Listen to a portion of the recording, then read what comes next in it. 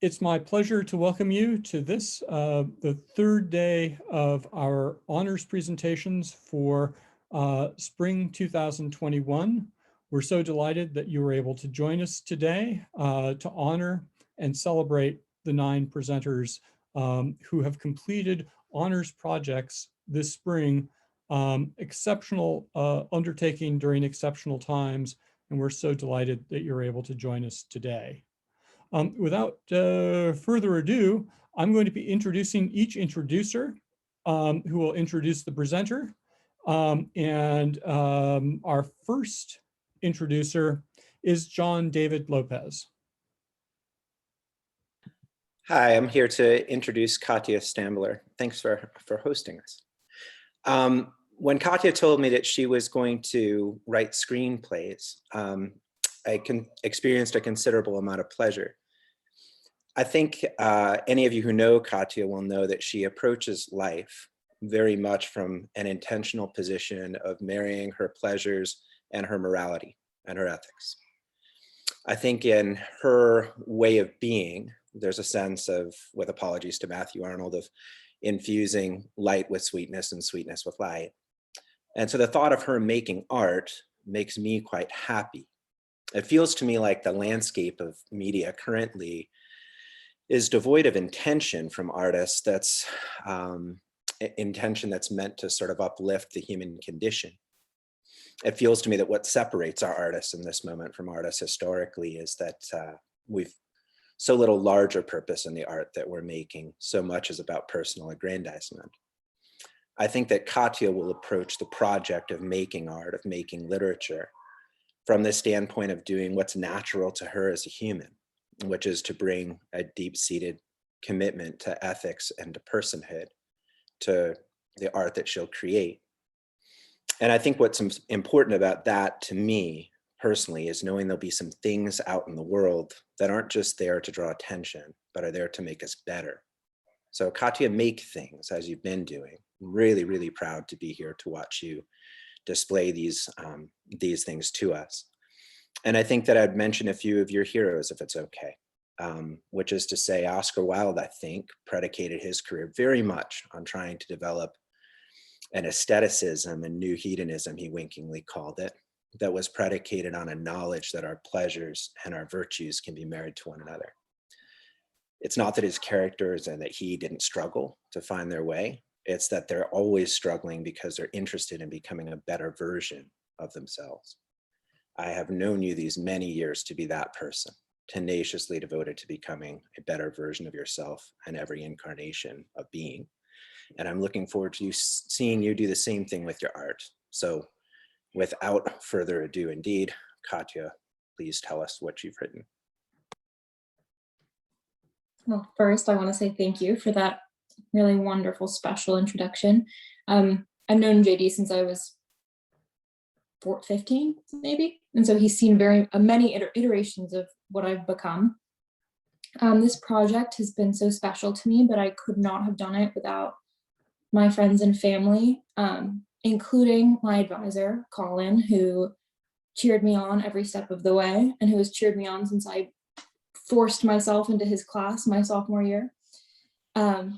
So I've written a screenplay and it's called C'est si bon. And it's about a couple who meet in university and have been together for about 10 years. Jamie works in statistics at a university, and Molly is a book illustrator working from home. Jamie is anxious and neurotic, and because of childhood traumas, he likes to manage and control every aspect of his life to make him feel safe. Molly had a loving childhood. She's much more secure and laid back, but she's worried that the spark has gone out from their relationship and that Jamie doesn't see her anymore. They plan a weekend in Paris, which is supposed to be a big romantic treat that she hopes will reignite the spark in their relationship. Each of them starts the weekend with a secret. He doesn't know how to tell her that he's lost his job, and she doesn't know how to tell him that she's pregnant. Each of them want the perfect moment to present itself, and the perfect moment never comes. So I'm going to be reading 2 scenes with my mom, Victoria, and Colin as my reading stage directions. So, Colin, do you want to start with number 1?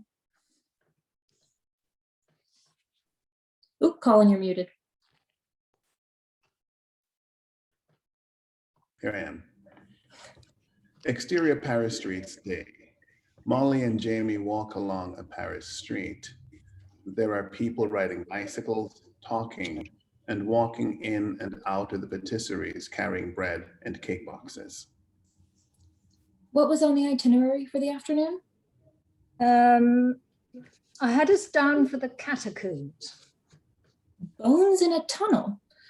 I don't think I'm up for that after this morning. How about a romantic stroll along the Seine? Fine. That's fine. It's obviously not. What is it? Nothing. Oh, it's just that I spent all this time making itineraries and we're not doing anything I planned. Well, today was unexpected, but from tomorrow on, we can do everything on your list.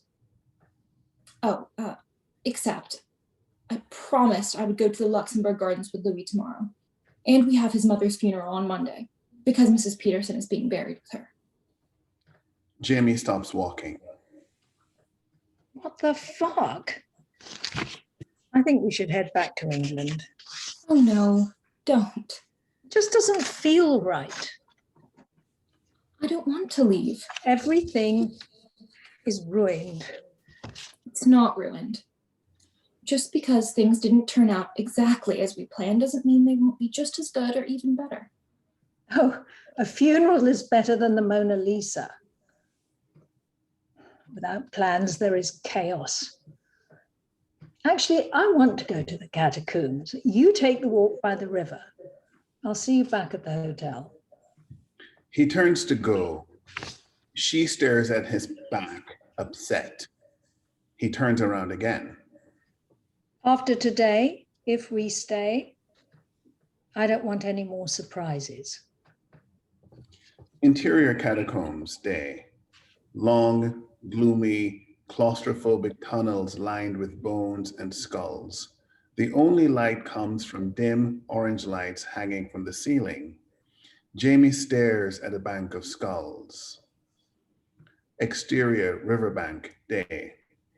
Molly wanders disconsolately past the Ile Saint-Louis. She sees a couple kissing under a tree and looks away quickly. Interior catacombs day. Sound of running feet.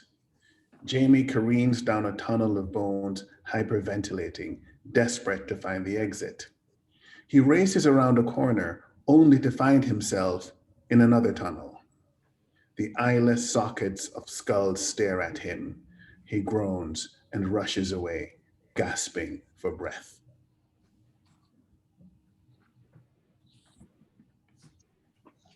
So that is the first scene. And the second scene happens later in the story. And it's with another character, Louis, who is an older Parisian gentleman. Exterior Jardin de Luxembourg day. Louis and Molly sit on a bench in Le Jardin. Louis is smoking a cigarette. He does not take drags, but rather holds it between his fingers. His hands are on top of his crossed legs. There are couples sitting at tables, drinking coffees and smoking cigarettes, immersed in conversation. A group of older men are playing boule nearby. Children chase one another through the streets. An elderly woman sits on the next bench, her Pekingese on her lap. Molly leans her head back for a moment, letting the sun warm her face. This is wonderful. Both my partner and my mother love this park. Molly takes in the information. What is your partner's name? Philippe, he was a good man. He died 3 years ago. Louis takes a drag off his cigarette. I'm sorry you had to lose him. I'm just happy I got to be with him for 30 years. How did you two meet? At a dinner party. He came with his wife, Colette. He was seated across from me, and 4 months later, Colette moved out and I moved in. Was Kalela angry? Well, of course, I took him away, but she took her furniture and married someone else and became a dear friend to us both. We're French. Young love. Oh, we were not so young. I was almost 40 when I met Philippe, and he was 50. But we fell passionately in love all the same. Molly looks a little surprised. You young people, you think you know everything about love? You know nothing. Molly turns a bit pink and looks at the men playing boule. They sit in comfortable silence for a moment.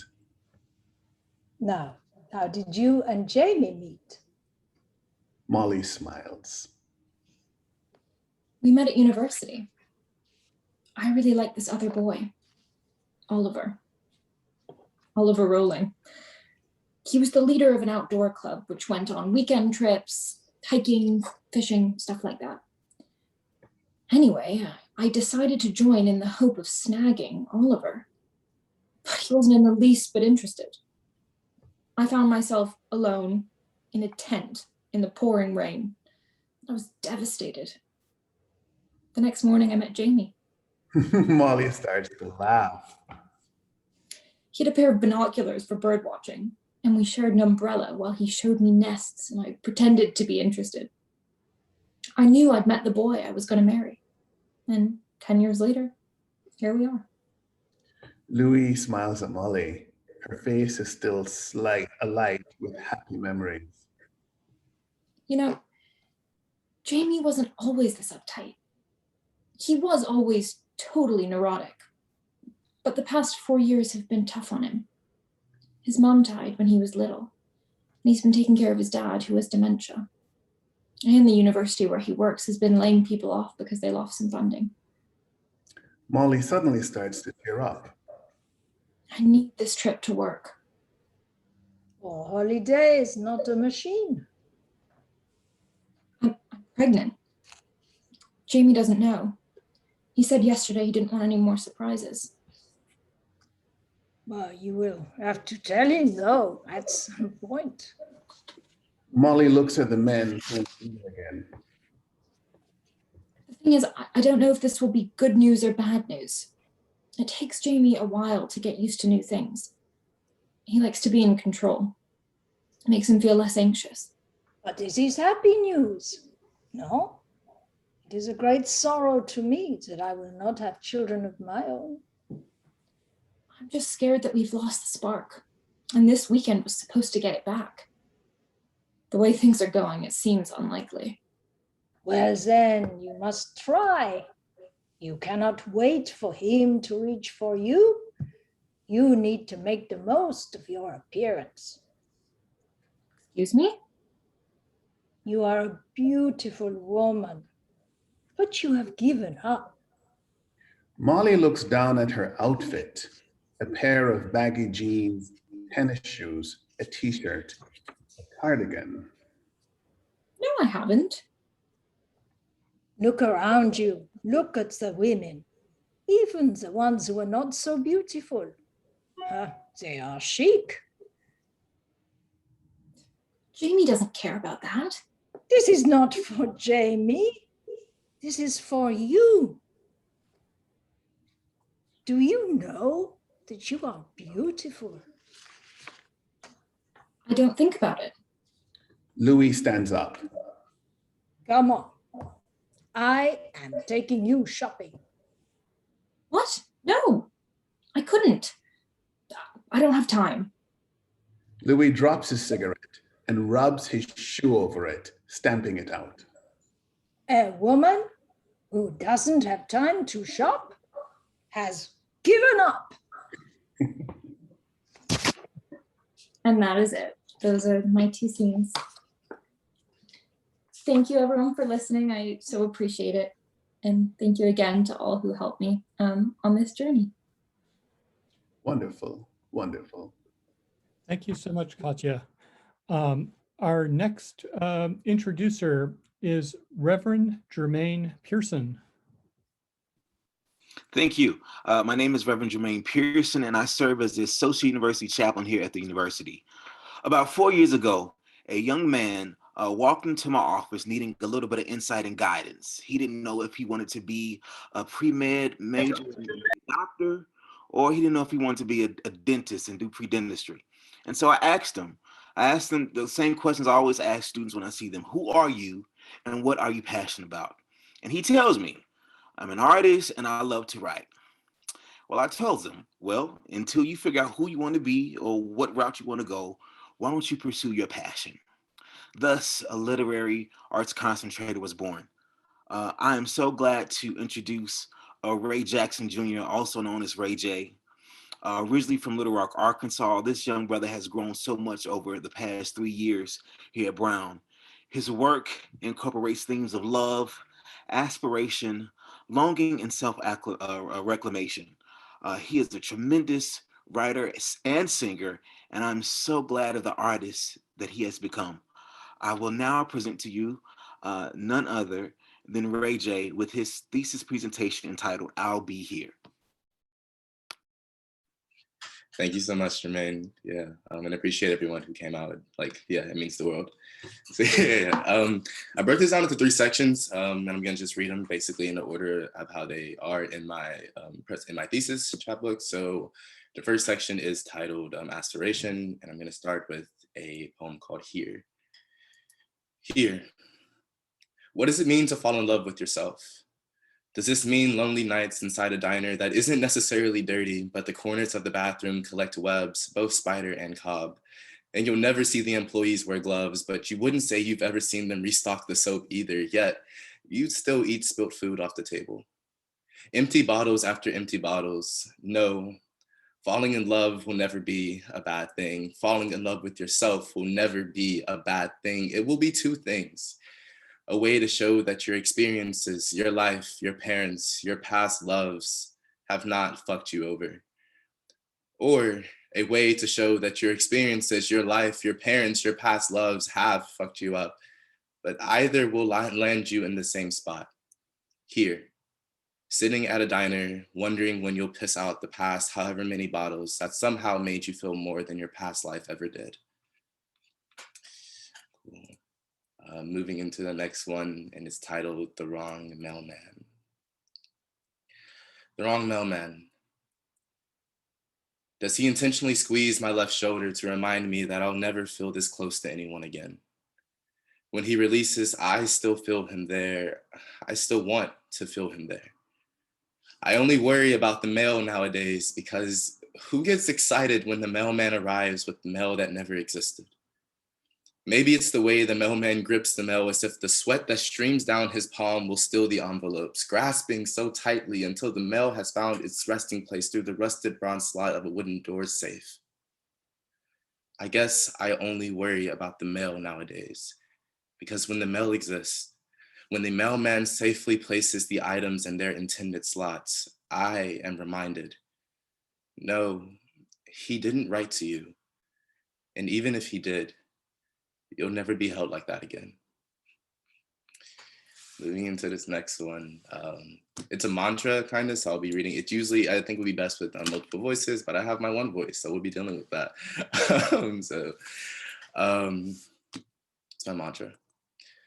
My masculinity is not at risk just because, but I'm scared anyway.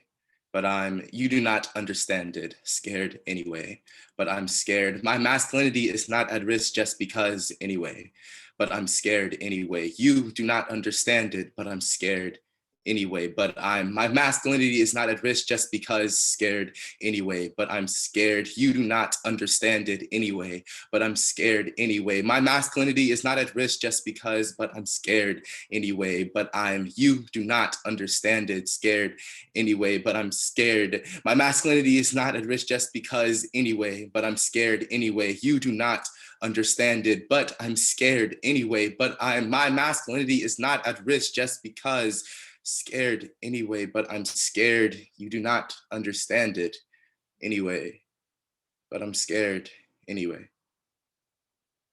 Yeah, that's my little mantra, which actually leads me into my second section, which is titled Reclamation. I'm moving fast, so I'm on a time limit, so I'm trying to go through them. Which is titled Scented Homes.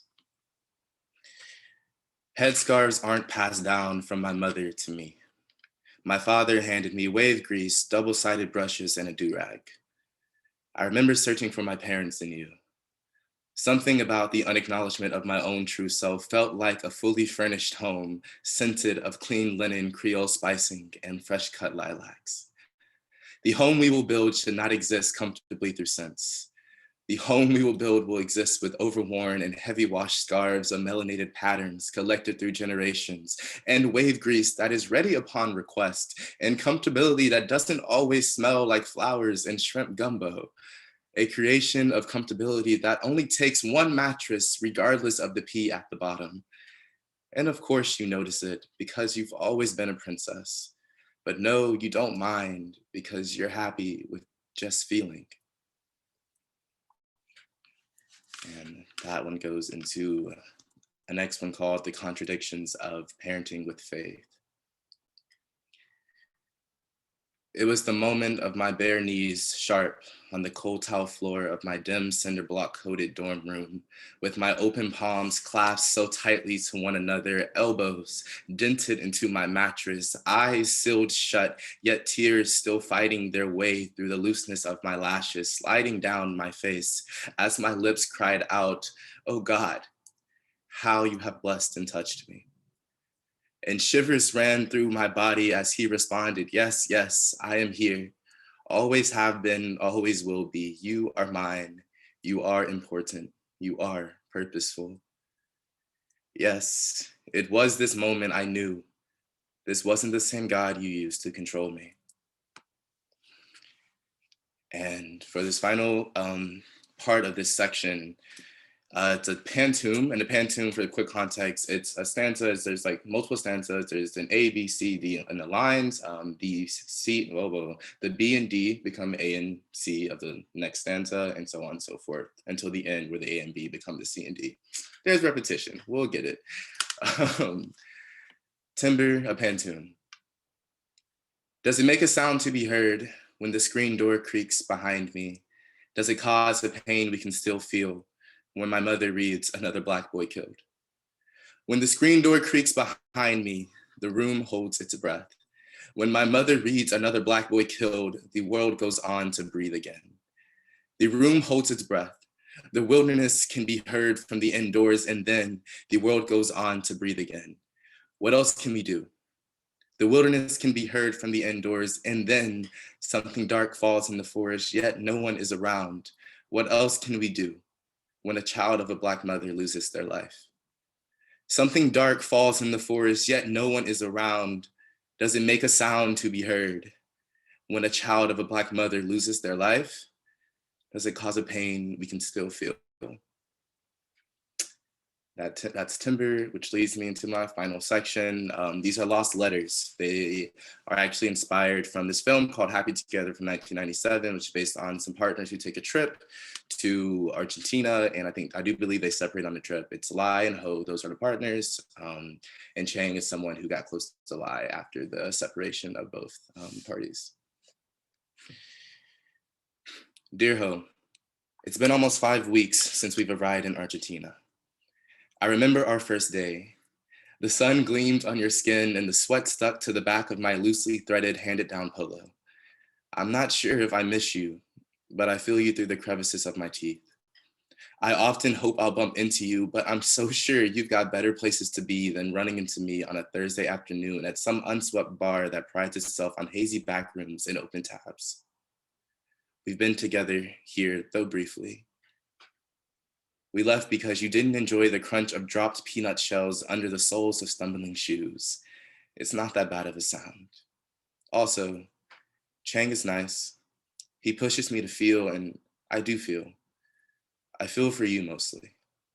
I have no sad things to say, but my voice sometimes cracks. And when too much idle time finds me, my breath forms into a golf-sized ball of desperations and settles into the tip of my throat. This often happens when I think about home. I'm unsure when I will turn back, but what is Argentina without you next to me? This isn't a whimsical love letter. This is a reminder that I came here with you, my first. Sometimes if I let myself alone too long, my eyes water. This isn't a whimsical love letter. Sincerely, Lie. Dear Ho, the last time you left my room, your bleach-spotted maroon hoodie found its way back to your possession. I wonder if I would ever have worn it again, but I'm sure I wouldn't have. And not because the sight of its fabric reminded me of you, but rather when my body is captured under the warmth of its stitchings, the sense of you and who we once were finds itself building a home in my nostrils. I don't miss the faded down, worn hoodie, but I miss the home it built. And sometimes I believe I don't miss you, but most times I remember the house was more than just a scent. Warmly, Lie. Dear Ho, 5 weeks have passed since we touched down in this country together. I don't believe you miss me, but why would you believe I missed you either? I'm currently spending most of my time in a dirty but comfortable diner that might as well be a bar. I'm doing well for myself. Chang and I have grown closer. I hate thinking that he would replace you on this trip, but he has. He called me his best friend before I began this letter. He wants memories with me that will stay with him until the end of the world, and he loves me, and I loved you. Before I really wanted to leave this place, and now I'm not so sure when that'll be. Just giving an update. I thought you deserved one. Best regards, Lie. And dear Ho, I hope in time, if you haven't already, you find someone who treats you like a king and never makes you question how special you truly are. Well wishes, Lie. Dear Lie, you make me feel like everything, Lie. You're nearly everything to me, Lie. I love you and will always carry with me a place for your name in my beating heart. For you, anything, whenever and however. Love, Chang. Dear Chang, I hope in time, if you haven't already, you find someone who treats you like a king and never makes you question how special you truly are. Well wishes, Lie. Dear Lie, I'm returning from Argentina now. I didn't stay all that much longer after we split apart. Nothing was left for me there. I know you. I know you'll need your space, and I'll know you'll take your time. I know you'll return when everything is healed. And truly knowing you, you'll return before you're healed, because you think you're ready. And whether that be the case or not, I'll be here. Let me know when you're coming home. I'll be here. Planning for work with my father and sister in the shop for the remainder of this break. I don't know if this is my best step, but I'm sure it can't be my worst. So you'll know where to find me. I'll be here. Ho. Dear Lie, I hope in time, if you haven't already, you find someone who treats you like a king and never makes you question how special you truly are. Well wishes. Ho. That is my presentation. Thank you all so much.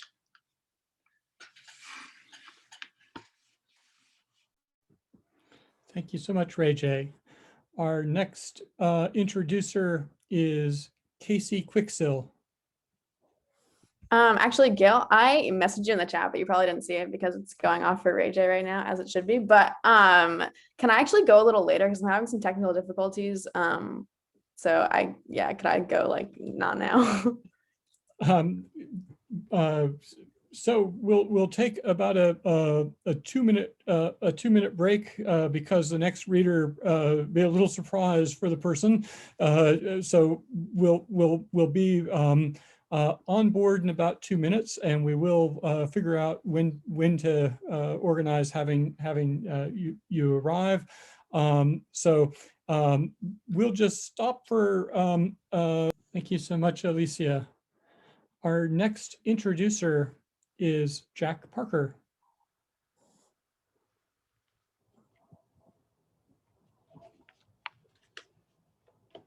Hi, everyone. Thanks so much to all the amazing storytellers and thinkers of the Literary Arts Department. It's been such a treat to listen to all of you today.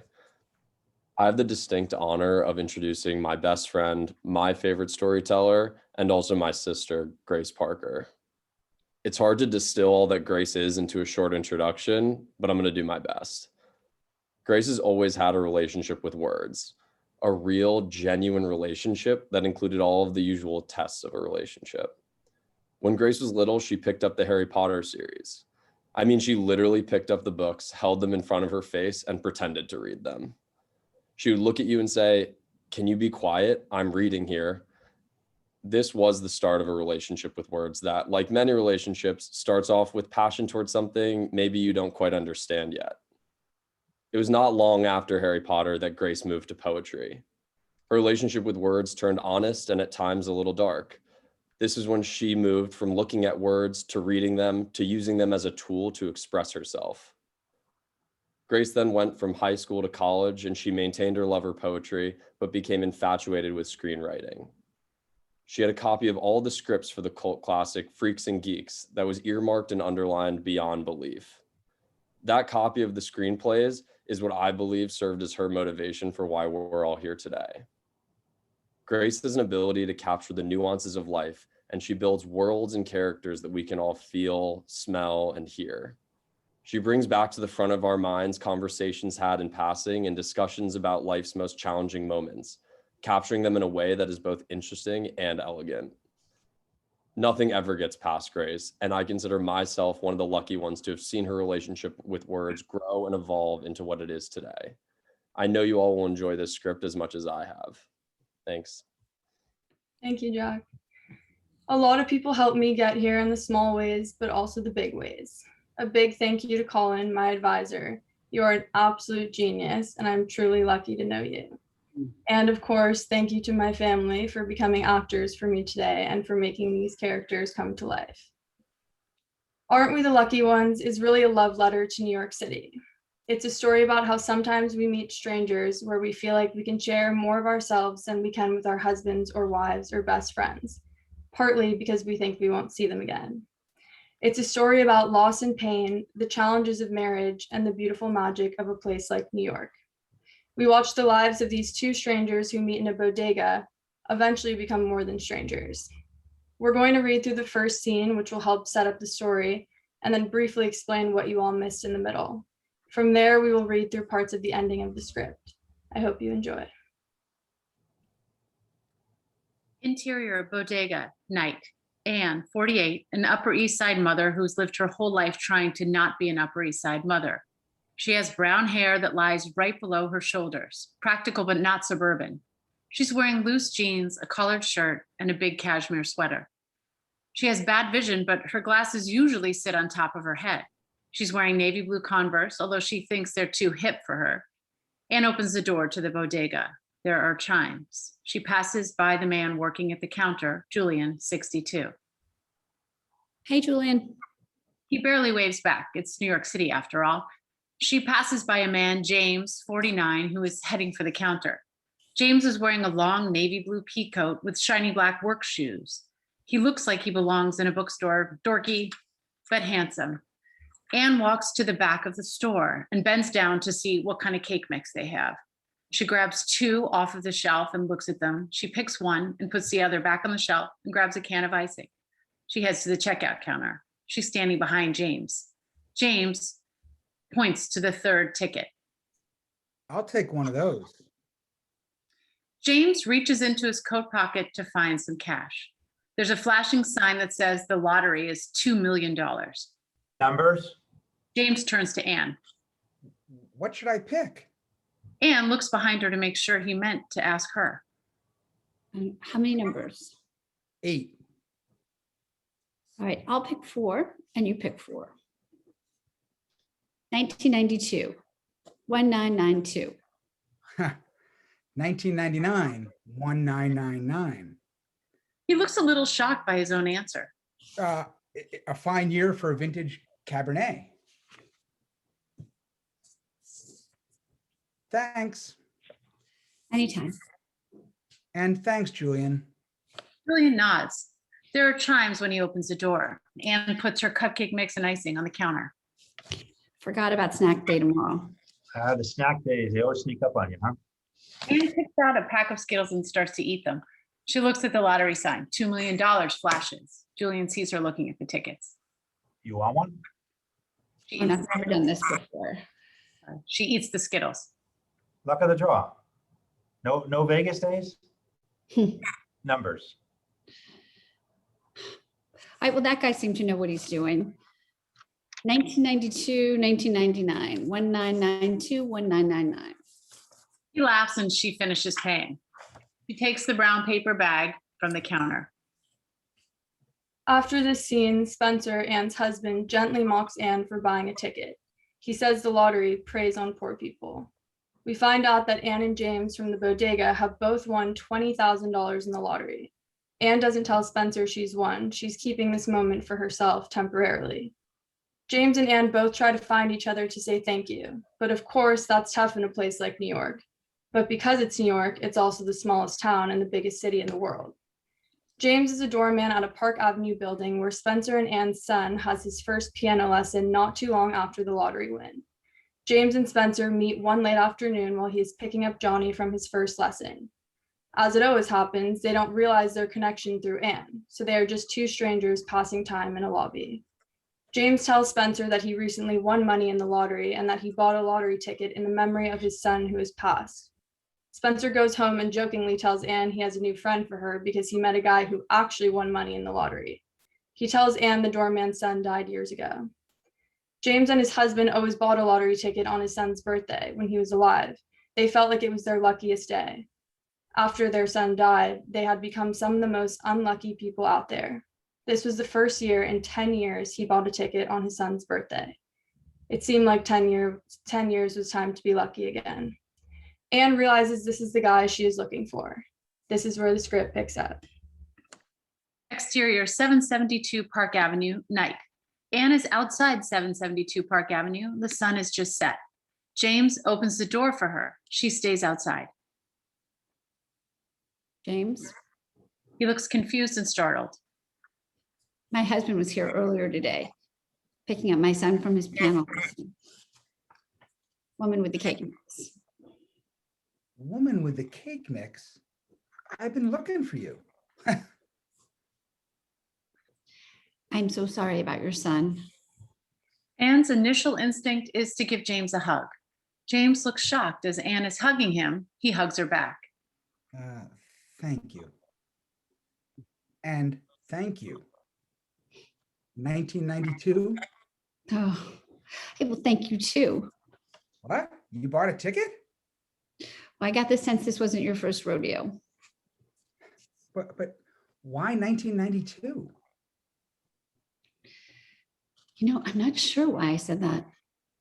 I've been tormenting myself ever since. It was the year that I bought a motorcycle and drove across the country. Ah, made you feel alive. Yeah, alive.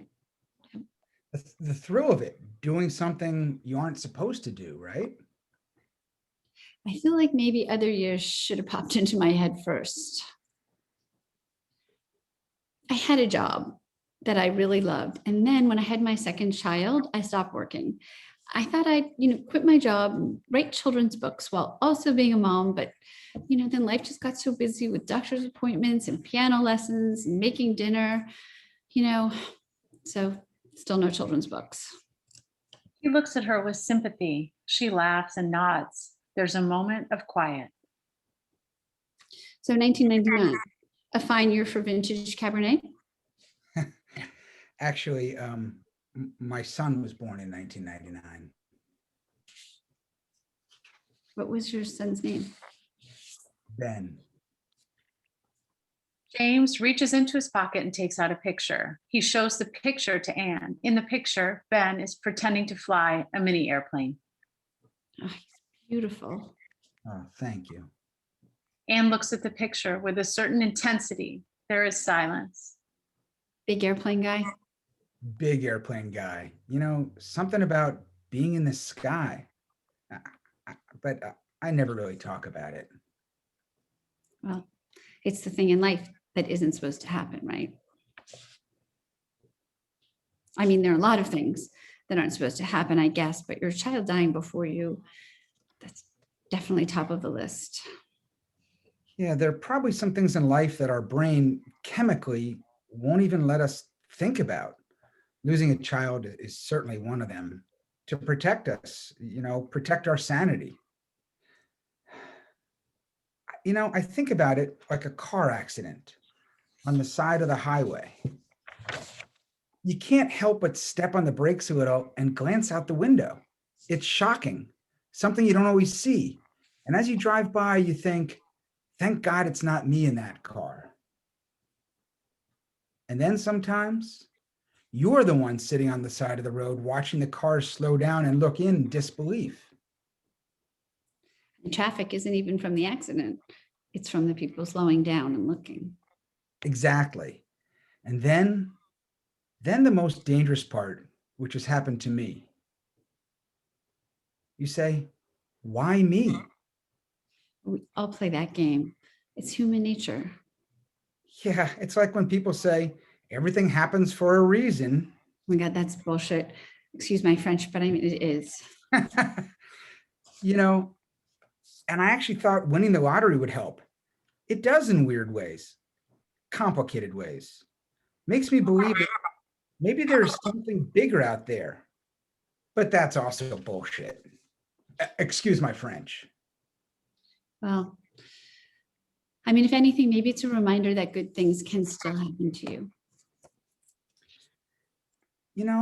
I think we're going to use the money to build a statue in the playground in honor of Ben. Maybe an airplane. That's amazing. By the way, your husband, he's a good man. A keeper, as my mother would say. That's why I married him. Anne reaches into her coat pocket and pulls out an old receipt. Pen? She uses the side of the building and scribbles her number down. It does seem like the universe, in its strange and serendipitous way, wants us to be friends. And we don't want to piss the universe off. Mm-mm. See you at the next piano lesson? Well, that's Spencer's job, but I might have to take it away from him. They smile at each other and Anne walks away from the building. Interior, Anne's apartment, night. Hours later, Spencer is in his navy blue pajamas sitting on the couch in the living room with his feet on the coffee table. He's watching ESPN. The kitchen light is still on, but the rest of the lights in the house are off. Anne walks into the living room in her sweatpants and cashmere sweater and turns off the TV. Spencer gives a face. Awesome. I need to ask you something. Is this a serious question or can we turn on the game as background noise? He reaches for the remote. She grabs it and puts it on the coffee table. It makes a pretty loud sound. Oh, it's been a long day and the kids finally just went to bed. I want to drink this beer and watch ESPN and put my feet up on the table. She starts to cry. Okay. What was the best year of your life? Best year of my life? Yes. When you think about that exact year, he sniffles. Smile, because you would do anything for the time to somehow move backwards and you'd be placed in that year, in that moment. What's yours? I want it to be this one. But I felt most alive in 1992. 1992? 1992. Anne sniffles. We were married in 98. In 1992, I bought a motorcycle from the money I made working as an actress, and I drove across the country. Anne is crying. She sits down on the ground against the bookshelf across the room from Spencer. Why are you so upset? Because 1992 is the year that I felt most alive. It terrifies me. I love my life now, but it's not what I expected or planned. I need something, and I don't know what it is. I want it to be this year. Spencer gets up from the couch and sits down across from her on the ground. Taking off my heels after a party feels like 1992. It feels like 1992 when my lipstick stained the wine glass, or when I eat ice cream on out of the container. Buying that one lottery ticket felt like 1992. Winning the lottery felt like 1992. You won the lottery? Yes, I won. The thrill worked. The best year of my life was 1996. I saw you across the room at Michael Roth's birthday party. You were in a pale blue dress and you were drinking champagne at the bar alone. Although even when you were alone, you never looked lonely. Or 2004, when we had Brooklyn and we didn't know if we should name him after a borough or after my father. And laughs and cries a little. Or 2006, when we had Conrad and you were all drugged up and you started crying. And I asked you if you were crying because our child is gorgeous. And you said, no, I'm just so happy I'm not fucking pregnant anymore. Or 2010, when you had Johnny and you had a C-section. And I cried so hard when I saw you coming out of the operating room. Anne starts crying. Those were the best years of my life. Anne hugs Spencer and cries. Oh, I love those years too. Exterior, New York City street, night. Wide shot. James is walking down the street. Interior, record store, night. James opens the store door. There's music playing from the record player. Back so soon?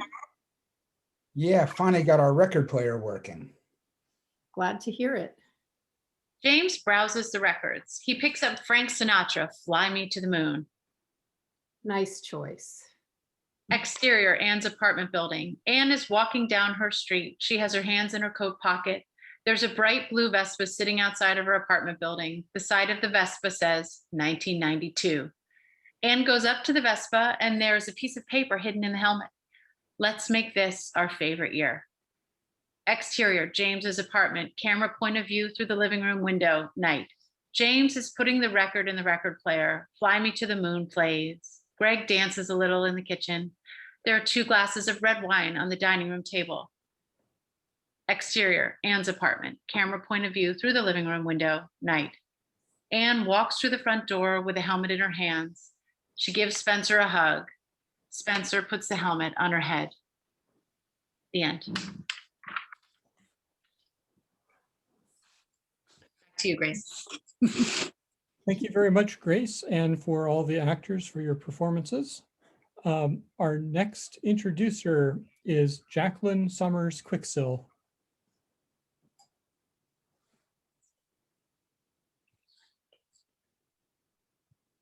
Hello, everyone.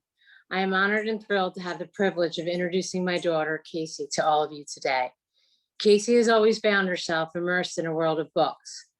The many journeys that a single story had to offer always left her in awe. I cannot begin to describe what an incredible experience it is to watch your child grow into the person they were meant to be. Kasey has always loved the world of books, and now in her own storytelling, she can begin to shape that world for the better. Thank you so much, Mom, for introducing me. That was really sweet. And to my friends and family here today, helping me bring this story to life, I'm so thankful for your love and support. Also, a huge shout out to Colin Chandler for letting me into fiction and film last semester and for being a creative genius. Your support has meant everything to me. You've given me confidence. You've given me wings. Thank you. My thesis, Strangers, is a continuous time lapse of 2 people, Milo and Iris, at different moments in their lives and their relationship. From their chance encounter in the summer of 2003 to yet another chance encounter in spring of 2019, we watch as these 2 strangers rise and fall in love and life, only to become strangers once more. Entirely shot on the Amtrak train and told in 4 seasons, summer, fall, winter, spring, we, the audience, are to be the passengers of this train and their love story. Only ever seeing the bits and pieces were allowed. The scene I will be presenting today is from their first encounter in the summer of 2003, read by my wonderful and talented family and friends, Haley as Iris, Henry as Milo, and Patrick as the train conductor. So without further ado, here is my thesis, Strangers. Interior train day, continuous. Now approaching Philadelphia's 30th Street station. All doors will open. Iris wakes up to the train stopping. She pulls her headphones back and lets them rest around her neck. Passengers begin to collect their bags and file towards the exit. Iris looks over at the family of 4 who are departing. The wife stands up with the now sleeping toddler. She grabs her bag and moves into the aisle and makes her way to the exit without looking at her husband. The husband stands carrying the baby who's still crying. He grabs the duffel bag from the overhead bin and follows his wife down the aisle. Passengers exit. The aisle clears. Iris looks over at Milo, whose head is resting on the back of the chair, with eyes wide and tired. Without lifting his head, Milo turns slowly to look at Iris. Iris looks down and giggles to herself. What, something funny to you? Nope, just clearing my throat. Iris smiles, looking down. Milo chuckles and lets out a breath. He leans back, stretching his spine for a moment before letting his shoulders rest in relief. I seriously thought they'd never leave. I'm actually a little sad to see them go. She looks at him with sarcastic sincerity. He looks at her with his eyes narrowed slightly. Oh, I'm sure you are. How's that nap, by the way? Refreshing. You should try one sometime. Milo rolls his eyes and lets out a breath. They both laugh. I'm Milo. I'm Iris. The conductor comes on over the intercom again. People begin to board and walk down the aisle. Milo removes his hat and runs his hands through his hair. He rubs his eyes and stretches his back for a second. Iris watches. Last call for Amtrak train 197 with destination to New York's Grand Central Station. All doors are closing. Iris and Milo sit facing forward quietly. We hear the doors shut and the train slowly begin to move forward. Iris plays with her fingers. She subconsciously picks at the dried paint on her fingers. Finger painting, are we? He points at her fingers. Iris looks at him, then down at her hands. She stops picking at them. I like to become one with my art. They both laugh. So you're an artist. Not really. What kind of painting do you do? I've always loved watercolor, but I've been trying acrylic and oil. Haven't quite mastered it yet, as you can tell. Iris laughs nervously and puts her hands down on her lap and looks out the window. Sounds like an artist to me. Do you go to school for it? Yeah, I wish. Iris sketches herself and withdraws slightly. No, I go to NYU. What's your major? History. Art history? No, just normal world history. What about you? What do you do when you aren't asking strangers 20 questions? Trying to nap. Milo looks at Iris, who rolls her eyes. I like to write. Write what? Books? Essays? Nursery rhymes? Just my name sometimes. Milo shoots Iris a mocking look. Iris laughs. I kind of want to be a journalist. The 20 questions bit makes sense now. Where do you go to school? I'm about to start my master's at Columbia. In journalism? Yeah. Oh, wow. So you're like a good writer. I'm just going to ignore that hint of surprise in your voice and take that as a compliment. No, I'm serious. That's honestly really cool. Congrats. Thanks. I appreciate that, especially the being cool part. Milo raises his eyebrows and laughs. Iris rolls her eyes and shakes her head in disbelief at his boldness. They're both interrupted by the approach of the train conductor. He turns to them. Milo reaches into his backpack and pulls out his ticket. He hands it to the conductor. Full today, huh, Chris? You know how it gets in the summer. At least you got the short sleeves going. Milo points at the conductor's uniform. He wears a blue short-sleeve button-up and a black vest with a conductor's patch on the chest. He wears a black felt hat with a shiny brim. Yeah, but it's the hat that really gets you. Traps in all the heat. The conductor scans Milo's ticket and hands it back to him. I bet. The conductor and Milo turn to Iris, who is still rummaging around for her ticket. She finally finds it crinkled up in her bag and hands it to the conductor. She smiles innocently. He looks unamused as he unwrinkles it. He scans it, then returns it to her. It'll be about an hour to New York. They nod in agreement. Thank you. The conductor looks distantly at Iris, then back at Milo. You enjoy the ride now. Tell your pops I say hello. Will do. Thanks, Chris. The train conductor continues on down the aisle. Iris turns towards Milo with her eyebrows raised. All right. How often do you take the train? Or do you generally become friends with everyone you meet? Relax. He's a good friend of my dad's. Iris rolls her eyes. She removes the headphones from around her neck, placing them in her bag. She then pulls out a blank CD case. She opens her CD Walkman. I need to get myself one of those things. He points at the Walkman. Iris looks at him, then back at the Walkman, smiling. Yeah, I love mine. Great for all my music listening and noise canceling needs. That was actually ridiculous. I mean, did you see the pain in that man's eyes? I was too distracted by the disgust in his wife's. Milo laughs and sits back comfortably. I guess that's just how it goes. How what goes? Marriage, kids. Let me guess. You're one of those guys I don't believe in either. Well, I knew it. Iris laughs and glances out the window.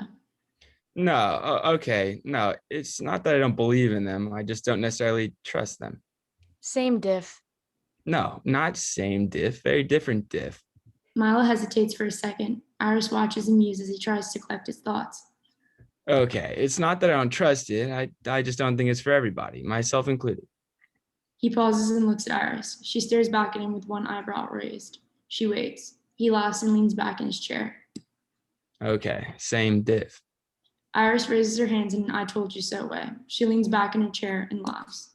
I'm not one of those guys, though.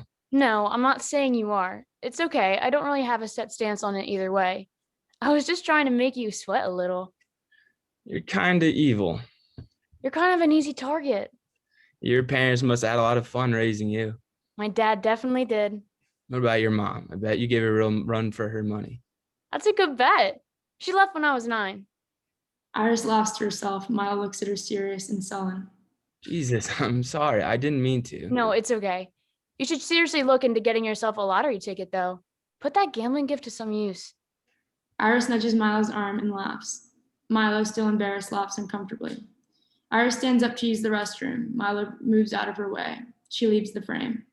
He leans his head back in frustration with himself. He looks back in the direction Iris walked. He turns and adjusts himself quickly, shifting his shirt and glasses, then runs his hands through his hair. He quickly twists his watch as the bathroom door clicks and slides open. Iris reappears and waits as Milo smiles, stands up, and lets her sit back down. They both sit in awkward silence. Milo glances over at Iris, who's looking out the window. Iris, I really am sorry. Seriously, it's okay. You couldn't have known. Iris looks at Milo, reassuring. Milo nods quietly. If it makes you feel any better, my dog died last week. How would that make me feel any better? I don't know. The pain of it makes me feel better about the situation. Jesus. Well, I'm sorry to hear about that. Was it unexpected?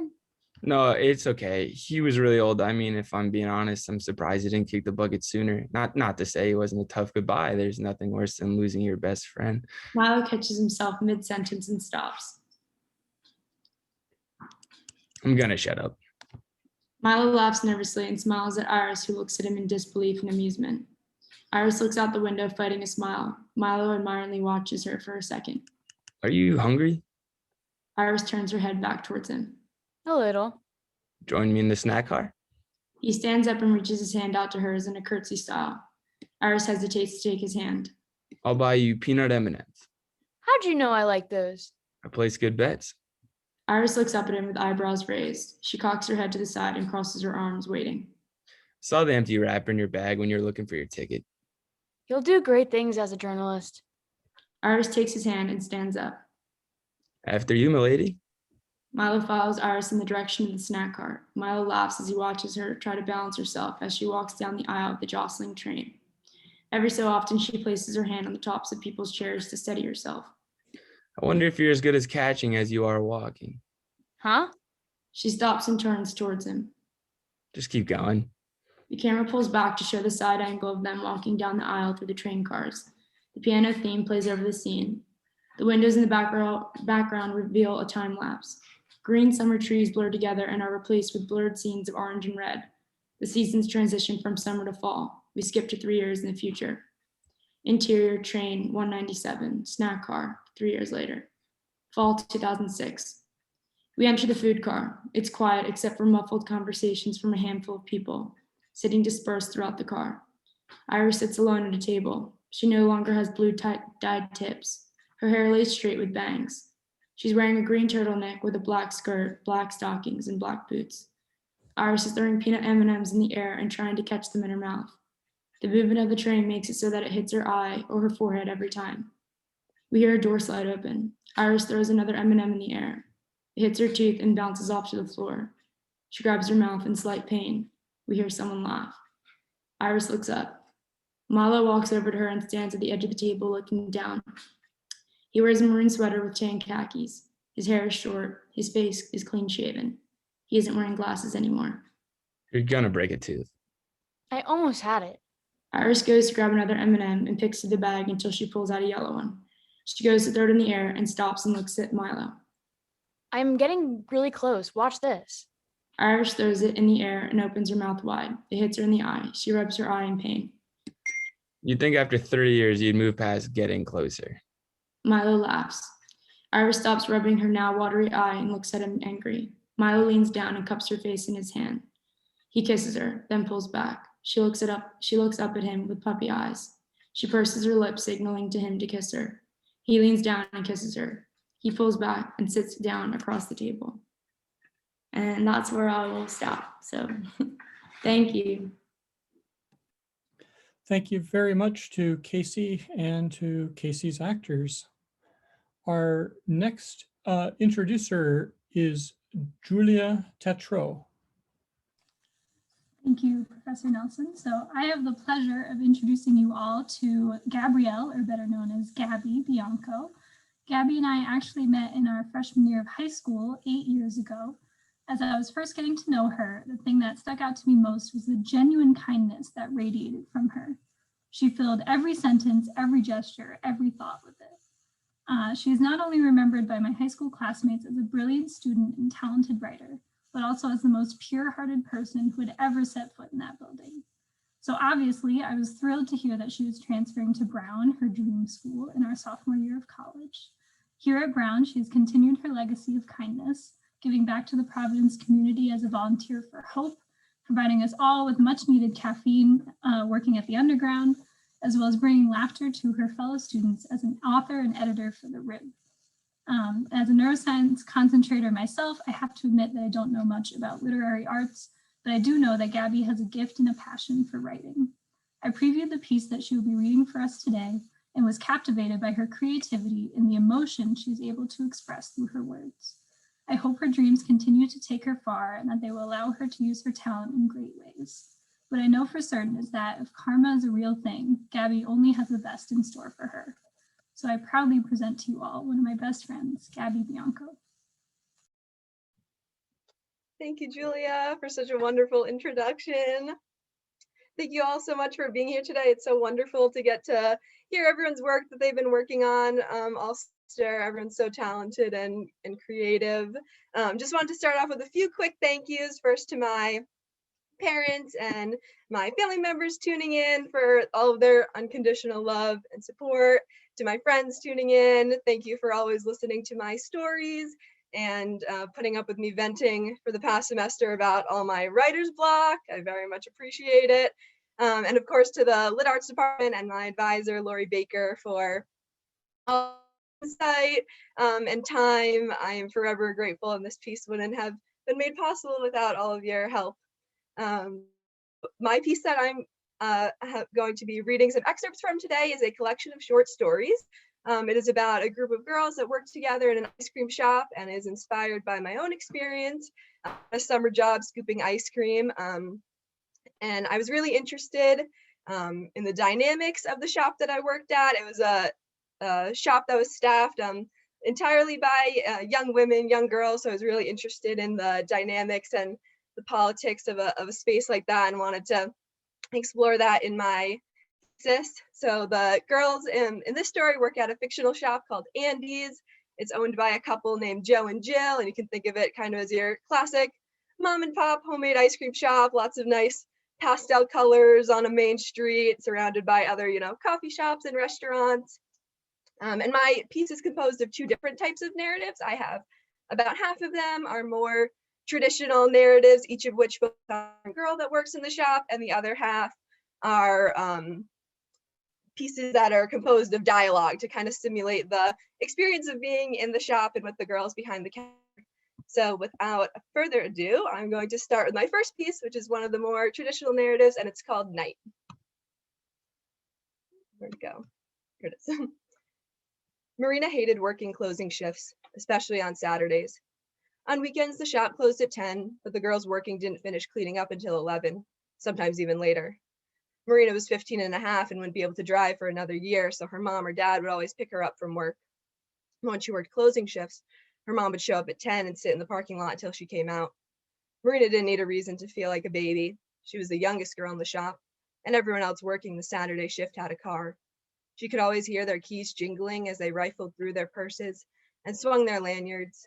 Marina would watch as the other girls would walk to their cars and just sit in the driver's seat for a few minutes, checking their phones or texting their boyfriends before driving off. If Marina had it her way, her mom wouldn't pick her up at all. She would take the 5-minute walk home, or she would even ask one of the older girls to give her a ride. But her mom didn't trust young drivers, and it was her most strict rule that Marina would never walk anywhere alone at night. At the very least, Marina would beg her not to get there so early. Getting there 5, 10, even 15 minutes before would suffice and be exponentially less lame. But her mom wouldn't have it. In the 90s, when she had still been living in Texas, 4 girls were killed at a frozen yogurt shop as they closed it for the night. Her mom would recount this story every time Marina tried to protest. She would relay in gruesome detail how they were shot and the shop was set on fire and how they never caught the guy that did it and how she never got the smell of smoke out of her nose. It made her mom feel better to know that she was there in case the girls needed help. Marina didn't have the courage to tell her that if there ever was a murderous lunatic on the loose, he probably would not be derailed by a woman with arthritis. And so every night at 10, like clockwork, when Annie locked the front door, Marina would see her mom's red sedan drive past the front of the store and into the parking lot in the back. She was never more religious than Saturdays at 10 when she prayed that the other girls wouldn't notice, which is why it was strange that by 10:10 there had been no sign of her. "What's your favorite chaser?" Ava asked. She dug a plastic spoon into the tub of cookie dough ice cream and then crouched down under the counter so she could eat out of view of the security cameras.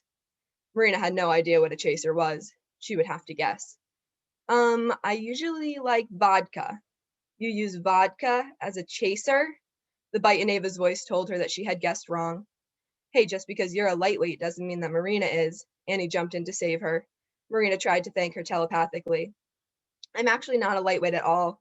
You should see me. You know Alex Timbers? I outdrank him last weekend." Ava scrambled her way back to the top. The girls continued to share their drinking habits as Marina took empty tubs into the back to clean. She checked her phone. There were no texts from her mom. She continued to check as she cleaned, making sure that she wasn't missing anything. As the hour ticked on, though, Marina started to doubt if her mom had driven by and she just hadn't noticed. Finally, as Lila finished mopping the floor and they started to clock out, Marina got a text. "Ryan fell off the chair in the kitchen. Had to take him to the ER. He's fine, just took longer than we thought. Be there in 3 minutes. Wait for us." But Annie had just locked the door and they were all on the other side of it. Lila and Ava had already started walking to their cars. Marina would have to wait outside alone. The panic set in quickly. 3 minutes was not a lot of time, but it was probably enough to start a fire. There were still people eating outside and at the bars. It was a small source of relief that there were still people around, but the light in front of the shop was out, leaving Marina standing in a puddle of darkness. She was too afraid to ask one of the other girls to wait with her. They would probably think that was dumb. Annie wasn't too far away, though. She had stopped the walk to her car a few feet away and was looking through her bag. Marina hoped she would notice her and sent any energy her way that she could to make her stay. "Do you need a ride?" A miracle. Yeah, I mean, if you don't mind." "Oh my God, no, it's no problem at all." Marina's mom hated young drivers, but she would hate the idea of Marina waiting outside alone even more. She sent her mom a quick text. "Annie driving me home so I don't have to wait outside alone." She jumped into the passenger side of Annie's car before there was even a chance of getting a response. The interior of the car was a mess. Takeout wrappers, an extra pair of flip-flops, a sweatshirt in the back. Signs of someone with the freedom to go and do what they please. Marina's mom drove with the windows up and the air conditioner on. Annie drove with the windows down and the radio on. Marina could feel the wind braiding her hair to thick knots. "Thank you for taking me home." "Oh my God, anytime. I didn't want you to wait outside alone." Marina watched her move the wheel smoothly with one hand. She fiddled with the radio with the other, skipping through songs. "How's your summer going?" Annie asked as she settled on a song. Marina didn't recognize it, but made note of a few words so she could look it up later. "Oh, you know, it's good. Kind of boring." "I feel that. Sometimes boring is nice, though. A nice time to just chill." "Yeah, I can't wait until I have my license, though. Then I won't have to wait for a ride everywhere." Driving is nice, I can't lie, but sometimes I miss just being able to be a passenger though, you know? Yeah, I do get worried sometimes about driving at night. I don't know how anyone can see with all the headlights. Yeah, that can get a little tricky. Marina hung her head out the window, watching the buildings blend as they drove by and letting the warm breeze hit her face. She was reminded of a poem she read in English class one time that said, "A summer night is a perfection of thought." Hey, want to see my favorite part about driving at night? Yeah. When her parents asked her why she took so long to get home, she would just say that Annie was a really slow driver. Annie drove past the street that Marina's house was on. She kept driving until she got to the rich part of town, where some of the houses had giant lawns that backed up to the water. Look to the right. Marina looked. Past the houses, past the lawns, stretching over the water, she saw the bridge. Thousands of yellow lights formed its outline, as if it were suspended by fireflies. It's beautiful, isn't it? And my next piece is one of the dialogue pieces, and it's called Whipped Cream Weirdo. The rain showed no signs of letting up. What a beautiful day to sell ice cream. I know, right? I don't know why Joe didn't cancel any of our shifts tonight. Me neither. It's going to be so fucking slow. I know, it's gonna suck. But maybe the whipped cream weirdo won't come in. Oh my God, yeah, it's Tuesday. Wait, what happens on Tuesday? Who's the whipped cream weirdo? This guy comes in like every Tuesday night and he's always hitting on Cassie. Yeah, he keeps asking me things like where I live, and he told me he wanted to take me out for a drink. Oh my God, what did you say? Well, I didn't want to lose business, so I'm always nice, but I told him I'm 16. So if anyone asks, I'm 16. And last week, the nozzle on the whipped cream broke and it sprayed all over me on accident. And he was like, "Let me lick it off of you." Are you for real? Yeah, and there were kids around. Ew, that's disgusting. So gross. What did you say? I was just like, "Oh yeah, haha." Do you think he'll come in tonight? I don't know. Did you tell Joe? Yeah, we told him, and he was just like, "Maybe you should call the police next time he comes in." But I don't want to do that. Yeah, why can't Joe just like come in on a Tuesday night so he can see it and like talk to the guy? I don't know. Maybe you should just switch with Marina and do dishes in the back. Yeah, good idea. We'll let you know if we see him coming. This next piece is called Mint Oreo. Natalie got someone to cover her shift on the day of the funeral. She had never been to a funeral in the summer. Her legs stuck to the wood of the church pew, and her mom still made her wear a sweater to cover her shoulders. Summer seemed like a bad time to die. She'd always thought a cold weather month would be a better time, when people already wanted to stay inside. She had written a card for her aunt. She rewrote it a couple of times, but every time it sounded impersonal, like someone from Hallmark had written it at 4 o'clock on a Friday. She had swapped shifts with Hazel, so she had to work the next day. Joe had finally made a batch of the mint Oreo ice cream. It was a popular flavor, but they didn't carry it often. It was only a couple of days old, and already the supply was dwindling. At the beginning of the summer, Natalie's cousin had asked her if they would carry it again. She remembered last year, on the 4th of July, when they had all met at their grandparents' house and walked down to Andy's together. Her cousin got a small cone because he wasn't sure if he would like it or if it would taste like cookies dipped in toothpaste. He devoured the cone and said he would get a large next time, but he was gone before Joe could make it again. She had only seen him twice in the last year, once on the 4th of July and once on Christmas. He was quiet on Christmas, quieter than he used to be, but not out of character for the way he had become. Natalie allowed herself to get distracted by her sisters and younger cousins. The only real interactions they had were a hello and goodbye, and she told herself that she would pay more attention on Easter. Summer was coming to a close. Natalie could feel it. Heat gripped onto the days as if it could stop August from slipping away. Joe would stop making ice cream soon. The weekday shifts would be dead when all the kids went back to school. Marina made waffle cones in the corner and stacked them until they defied gravity. A woman walked in with 2 little kids in tow. The woman took a deep breath of the air-conditioned air. She had sweat stains on her tank top, and the little kids' hair stuck out under their sun hats, plastered to their foreheads with sweat. Natalie started scooping a cone of bubble gum while Marina took over the rest of the order. It wasn't until later that Natalie noticed that the tub of mint Oreo had been emptied.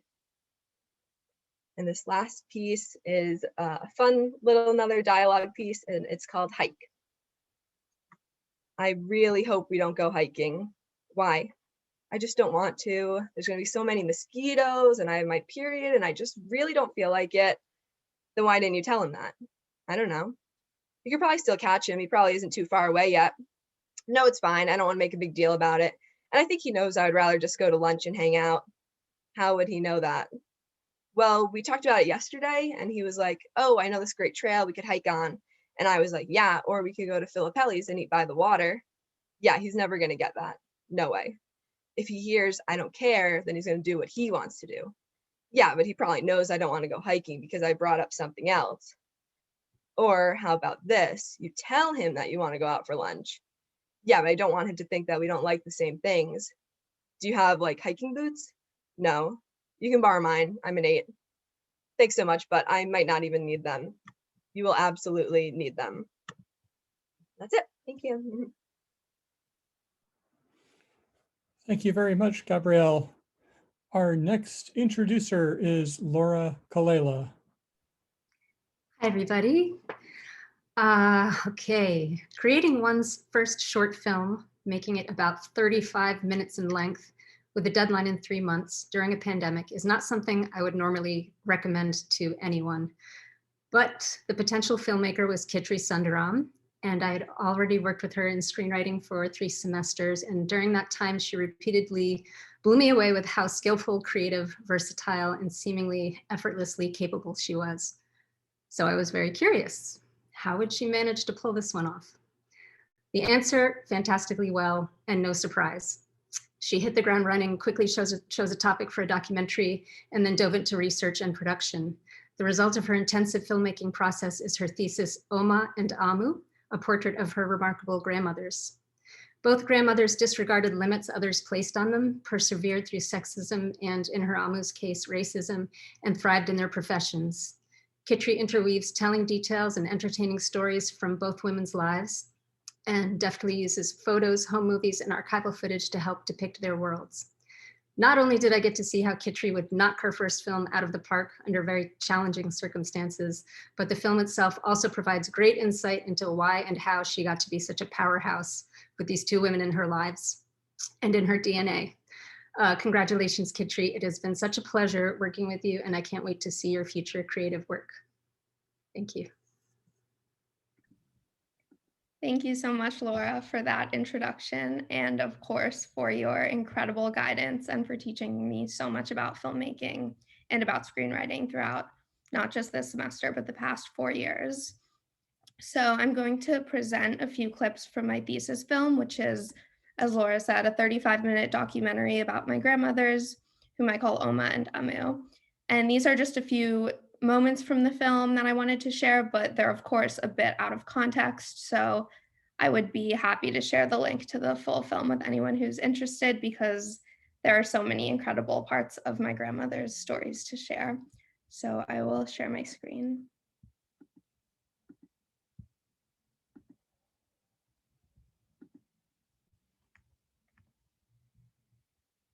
Thing is, I grew up with a lot of people. That helped too. Grew up with lots and lots of kids. Like my cousins and nephews. My grandma's next door. Even the next door kids come for the lunch. Then I became a teenager. I had my first periods. Yeah, and for that they celebrate like wedding. I said, why do you have to celebrate? He said, that is how people know that we have a girl in our house. So the proposal will come from good boys. I was 11 when this happened. They get married very young. My mom got married when she was 14. So I'm not going to get married and I'm going to be a doctor. Then they started laughing like this. As it happened, I met my husband, your grandfather, Thanksgiving weekend of my senior year. By Easter, we were engaged, and I graduated in June, and we got married in November.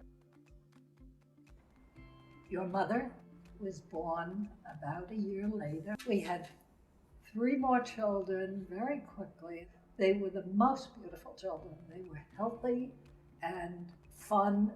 I was a chief cook, bottle washer, baby care, child person at home, and we were happy. And then I started thinking about law school. I went to medical school. The first day, who do I see? Tata. So he was smiling at me. Then he came and he asked me some silly questions and all that. Somehow or other, I knew I was attracted to this guy, but I cannot be because of the promise I told my parents, So I acted like I'm angry and walked out. Then I didn't talk to Shanmugam for 3 or 4 years. I didn't tell him, I just acted like I don't like him because I was afraid that, I may have to marry somebody. Here my father was, coming with so many proposals. I was very sad about it, but there's nothing I can do. And I will tell you, I was totally intimidated. I had been a housewife at home with children for 10 years. And here I was suddenly, it was either school, studying, being at home with the children, which I still was all day long and partly on weekends. And as difficult as it was, 4 years at night with 5 children at home, it was a momentous thing in my life, going to law school. I couldn't have done it without my husband's support and my mother's support. They were both phenomenal. It took my mother a while to come around. When I told her I was going to law school, she said, "What? If you want to help Bob, become a secretary. That's what he really needs." And I said, "It's nothing to do with Bob." She was amazing. Amu and Tata, or Padma and Shanmuga as they were known well before they were my grandparents, finally acknowledged their feelings for each other and decided they wanted to get married. A love marriage, as non-arranged marriages are called in India, but they still had to get their parents on board. So he writes a pathetic letter to his father, almost like, if I don't marry her, I don't feel like living, or something like that. Very, very romantic, pathetic letter. So his father immediately comes to my home, and he asked my father, my father was, like surprised, Then he called me and asked me. I said, I want to marry him. My mom was so sad. Because she already had a boy for me arranged, everything ready. He was going to come and see me and all that. It was so sad, when I saw my mom so unhappy about it. But after that, when we got married, when she came here, she loved him so much, And that is my story, love story. Now one last kiss that I can get in the camera. Thank you. As I said, I started law school with 4 children, and shortly before I was registering, I was thinking, if I sign my name real fast, I won't be pregnant. But in fact, I was. And we had our golden boy, Michael. I was pregnant with him the whole first year. He was due to be born on May 22nd. Contracts exam was May 15th. My property exam was May 20th, and my torts exam was 8 days. So it was like, May 20th? Maybe it was right after Memorial Day. I take the contracts exam, I passed it. And I take the property exam on the 20th, and the next day I realize I'm starting to get labor pains, and Michael was born on the 22nd. I then have 8 days to get back for my torts exam, and there I was in the hospital bed with my torts books all around me. The nurses keep saying, "You want us to bring you baby?" I said, no, it's right. I've got to study. I knew Michael was going to be with us a long time. I also knew I had to pass that exam, which I did. And I remember putting down that I had 5 children on the resume, and one of my professors said, "You can't put that, nobody will hire you." And I said, "Yeah, but if I don't put that, it looks like I've done nothing for the last 10 years. I did get a job. I was an associate / managing clerk working part-time in a very white shoe, wonderful firm downtown. They thought I was really out of my league. I should have been home taking care of my children and pouring tea. but they did like the idea of having a lawyer going to court for them on the low-level grunt work. My grandmother was pregnant with their first child, my dad, Conan, when they left their lives in Kerala and moved to Illinois. Yeah, at that time when we came here, America needed a lot of doctors. They didn't have enough people coming out of medical school. So they gave this student visa to a lot of people, a lot of foreigners. And so they were getting cheap labor. Cheap means very cheap labor. And they don't get sick days, they don't have vacation. But all of us needed money, so we went along with that. They were able to get away with it because these are all brown people coming from all over the place. They don't know better, because you are here to make a living and you don't want to contradict anybody, So it was difficult, and we didn't have enough money to buy the groceries, and we didn't have, by the end of the month, we don't have anything with us. Then Kannan was born. He was so small, 5 pounds, 7.5 ounces, no hair. Then I looked at the baby, I thought he looked so ugly, why doesn't he have any hair, I have a lot of hair, I was looking at this baby like that. So I was crying looking at the baby. All of them were making fun of me for crying that the baby didn't look very handsome, He became a handsome man later, but at birth, The club was the Union League Club, which is a prominent private club in New York. At the time, it was men only. That was allowed. The laws hadn't changed. And the annual dinner was held there. And there was another woman associate a year ahead of me who was a superstar and became one of my closest friends. And Lorraine and I would each year go to, I think we went to 3 altogether, to these annual dinners. Because we were women, we could not go into the front entrance of the club or the dining room. What we had to do was appear at a side door, the two of us. One of the wait staff would lead us in through a back door to the dining room. We couldn't use the regular restrooms on the floor where the dining room was. We had to be taken to a special women's room, which I seem to recall feeling like it was an attic area. I remember going up a back doorway and stairs. At that time, I'm talking 75, 76, 77, we were both sort of sucking it up. I look back at amazement.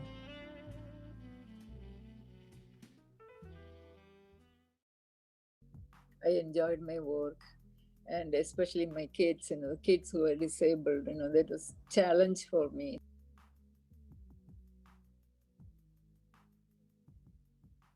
During that time, I encountered problems with when you are, you look small and you're darker. It doesn't matter how smart you are because you're a female and you are brown. And all these are against me. I had one experience that always stays in my mind. This lady, she was very happy with me. We always talk. So the son comes here one day to see his mother. And he looks at her and me, and then he goes to the medical director and says, I want to change the doctor. I don't think she's experienced.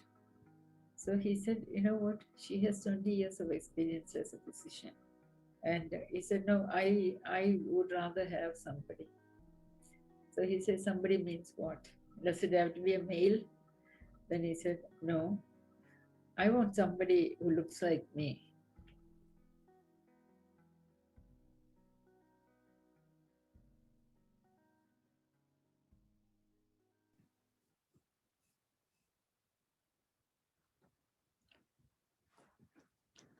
Thank you very much, Kitri. Our next introducer is Karan Mahajan. Hi, everyone. Before I start, I just wanted to give you a heads up. I had some Wi-Fi problems at home, so I'm actually at a cafe. So if you hear some wild background noise, that's what's going on. Anyway, I'm thrilled to have the honor of introducing Nitya Velakacharla, who is my thesis advisee, and before that, a student of mine in a couple of classes. Nitya has a wonderfully thoughtful, observant, humorous personality, even when at times during the last year, she was Zooming, say, from a hotel quarantine in Hong Kong, where she's partly from. But I'd like to take the opportunity today to talk about Nitya, the writer, and her excellent thesis, which you'll be hearing from shortly. Nitya's thesis is called Junctures, and I have read few better descriptions of the quiet strains of assimilation and migration than this short story collection that Nitya has put together. Following one Indian family as its members migrate to or visit the US, Nitya creates a mandala of charged moments in which characters must decide who they are and where they are. In Vani, a newlywed Indian woman in America sheds her diffidence to assert herself at work. In Sandhya, an Indian grandmother visiting the US for a surgery is shown to be comically and sadly resigned to having subjugated her life to her husband's. Like Jennifer Egan's A Visit from the Goon Squad, these stories unfurl confidently at different junctures, the present, the 2000s and 1990s, linked only by recurring characters. They're all the stronger because Nitya does not force plot connections between them, and the writing throughout is restrained and tender, finely attuned to the way characters negotiate space in new environments. More impressively, Nitya focuses on moments of quiet internal drama rather than predictable scenes of dislocation. In this, her work reminds me of Jhumpa Lahiri's.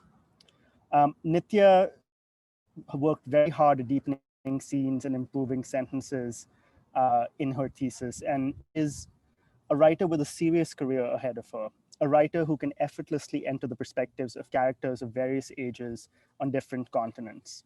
Nowhere is this more evident than in the first story of the collection, Hello, I'm Here, in which Nitya channels the funny and pedantic voice of an Indian grandfather emailing with his granddaughter, Tanya, who is increasingly distracted by her banking job in Manhattan and failing to reply to the emails. When the grandfather passes away, Tanya is struck by how her connection to the past and to India has been severed. These stories, in their enormous wisdom and subdued humor and sadness, show us how such connections can be constantly undone and remade over generations. So I give you the wonderful Nitya Velakacharla. Well, thank you so much, Karan, for that introduction. I don't know if I can follow that with my own work, but thank you so much for being so wonderfully supportive over the past year. I think your guidance and advice has truly been invaluable, and I've learned so much from you as both a professor and thesis advisor, so thank you. And I also want to thank my wonderful family and friends from both here and home for joining today and always being so incredibly loving and excited about my work, and all the professors in the department and classmates who I've learned so much from. A little bit about my project before I begin reading, as Karan sort of introduced you all to. This is a collection which is very much still in the making, but centers on an Indian American family's immigrant experience. And the stories are very much grounded in the mundane, the secret ordinaries and ordinary secrets of life. They're independent, each centering on a specific character, yet they're linked through these generational bonds, silent conflicts, and cultural distances and dissonances. But ultimately, they aim to explore just the emotional and physical symptoms of assimilation and migration, and feeling othered in new spaces and places, navigating dual identities, the experience of remembering, disremembering, and just the functioning of this somewhat painful watchfulness that these foreign passengers in this country embody through their minds and senses.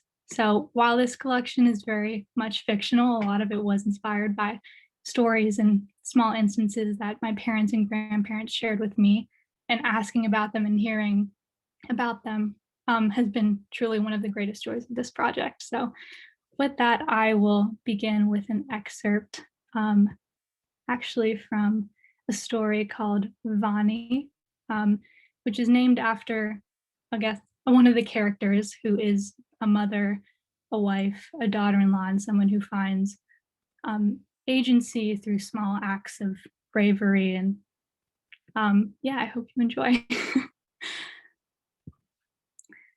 With the Tylenol, the fever simmered, boiling over and only in the periods between pills. The heat blasted over the room, making my lips shrivel up and show their dead layers. All the moisture was gone, and suddenly the inside felt no different from the outside's brisk January air. Back home, Mom always placed cold towels on my forehead, drawing out the body's excess warmth with a damp rag and then transferring it to the pool of water inside a wash bucket. Now, alone in this new room, I missed her voice, its bitter and sweet cadences more than ever. Traces of her rich rusum, the thick broth of tomato, garlic, tamarind, and chili, reserved for sick days, wafted through the air. But the smell was only a memory.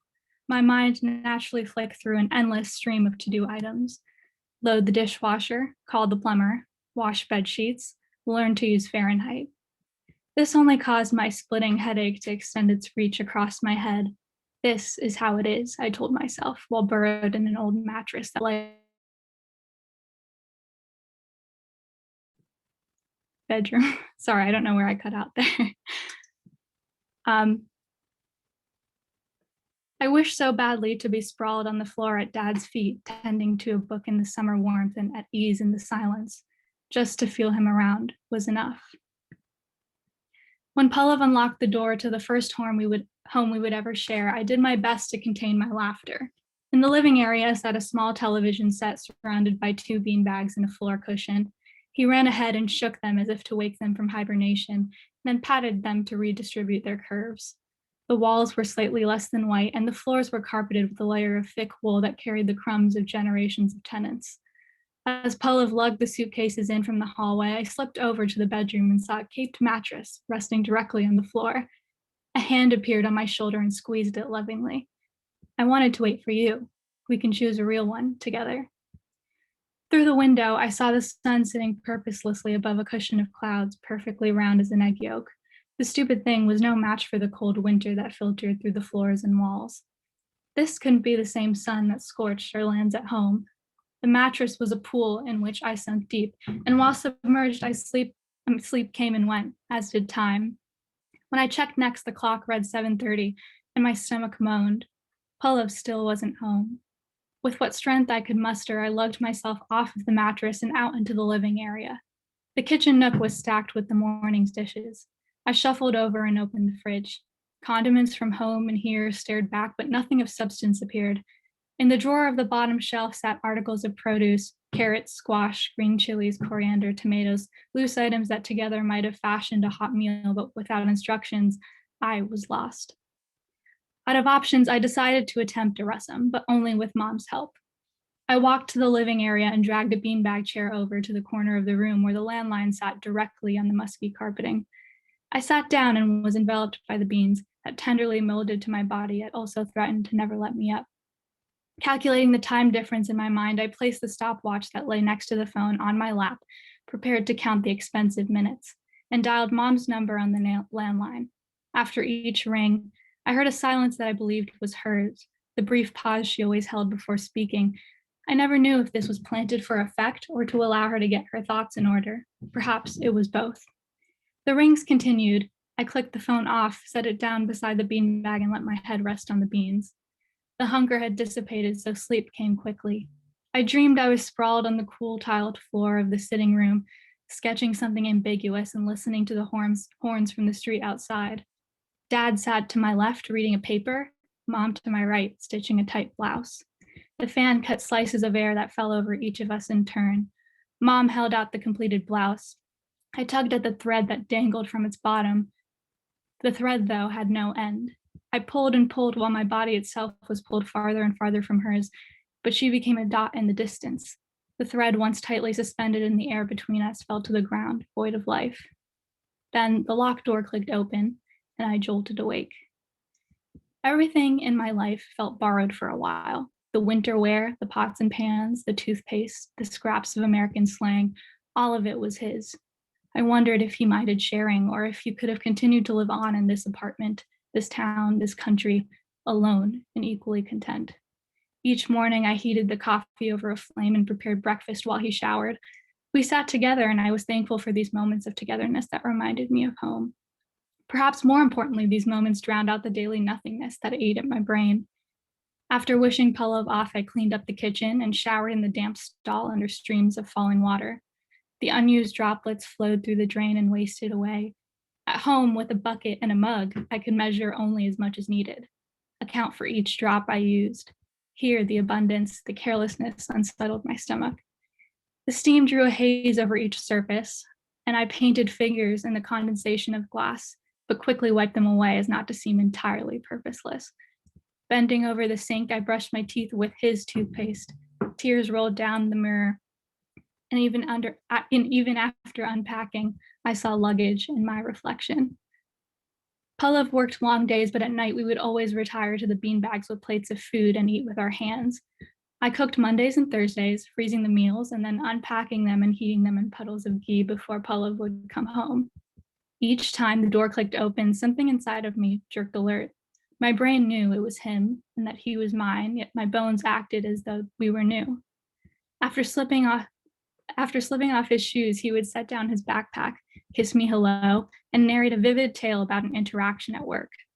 I experienced the world through these stories, listening intently to his descriptions of the condescending tones, the passive-aggressive phrases thrown his way. One recurring character in these tales, David, seemed especially despicable. On Tuesday, as I placed 2 rotis on a pan and spread ghee over their skin with my finger, Pallav asked what was new with me, his tone saturated with hope and concern. We chatted earlier about the possible daytime activities for a lone woman, exploring the town, the Princeton Library, the Battlefield State Park. It's too cold outside, I said. I'll go when it gets warmer. He looked down at his plate where the dal had formed a moat around the vegetables.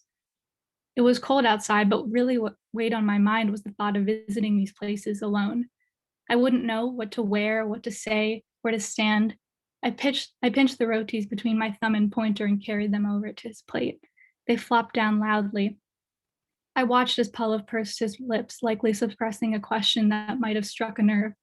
He knew that I was anxious about this new place and knew better than to bring up something that was mutually understood. I sat down in front of my plate and began nudging the vegetables. As I peeled off a piece of roti, I felt Pallav's eyes rest heavily on me. My face grew warm with worry and rage, and I saw myself, as he likely did, a fragile item. The silence between us, which once felt gentle and undemanding at home, now was stiff. I cleared my throat, but he quickly stepped in. So David was in full form today. I lifted my eyes to meet his.